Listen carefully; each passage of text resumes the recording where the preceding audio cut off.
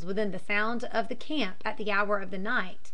As for their knives, he could trust his own active limbs in the woods to escape and give the alarm if need be. "The pale-faces hunt very late," he said, with a malicious grin. "Do they love the dark better than the sunshine?" "Not so," replied Joe coolly, "but we love to walk by the light of the moon. It'll be up in less than an hour, and we mean to take a long ramble tonight." "The Pawnee chief loves to walk by the moon, too. He will go with the pale-faces." "Good!" ejaculated Joe. "Come along, then." The party immediately set forward, although the savage was a little taken by surprise at the indifferent way in which Joe received his proposal to accompany them. He walked on to the edge of the prairie, however, and then stopped. "The pale-faces must go alone," he said.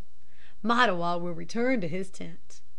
Joe replied to this intimation by seizing him suddenly by the throat and choking back the yell that would have otherwise brought the Pawnee warriors rushing to the scene of action in hundreds. Mattawa's hand was on the handle of his scalping knife in a moment, but before he could draw it, his arms were glued to his sides by the bear-like embrace of Henri, while Dick tied a handkerchief quickly yet firmly round his mouth. The whole thing was accomplished in 2 minutes. After taking his knife and tomahawk away, they loosened their grip and escorted him swiftly over the prairie. Mattawa was perfectly submissive after the first convulsive struggle was over. He knew that the men who walked on each side of him, grasping his arms, were more than his match singly, so he wisely made no resistance.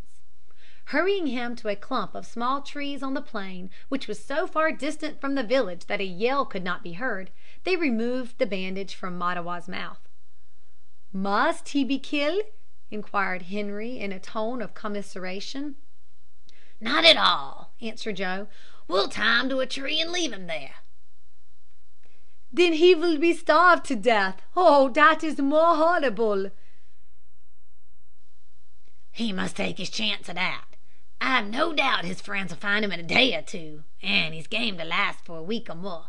But you'll have to run to the Willow Bluff, Dick, and bring a bit of line to tie him with. We can't spare it well, but there's no help." "But there is help," retorted Dick. "Just order the villain to climb into that tree." "Why so, lad?" "Don't ask questions, but do what I bid ye." The hunter smiled for a moment as he turned to the Indian and ordered him to climb up a small tree near to which he stood. Mattawa looked surprised, but there was no alternative.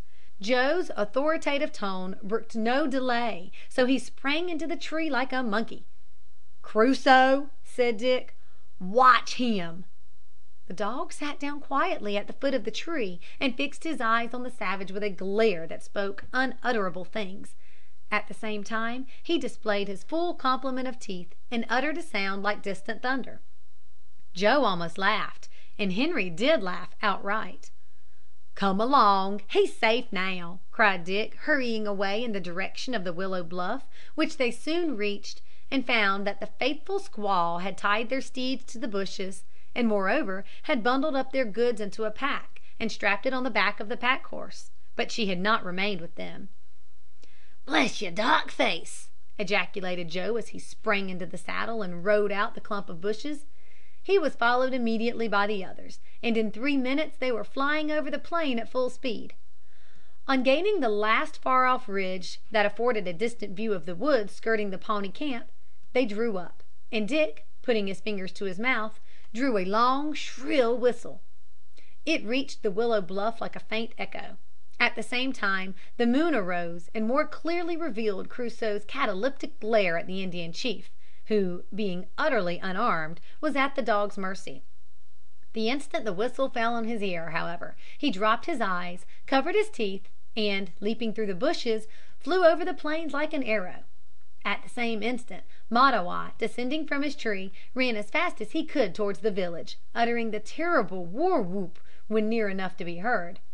No sound sends such a thrill through an Indian camp. Every warrior flew to arms and vaulted on his steed. So quickly was the alarm given that in less than 10 minutes 1,000 hoofs were thundering on the plain and faintly reached the ears of the fugitives. Joe smiled. "It'll puzzle them to come up with nags like ours. They're in prime condition, too. Lots of wind in 'em. If we only keep out of badger holes, we may laugh at the red varmints." Joe's opinion of Indian horses was correct.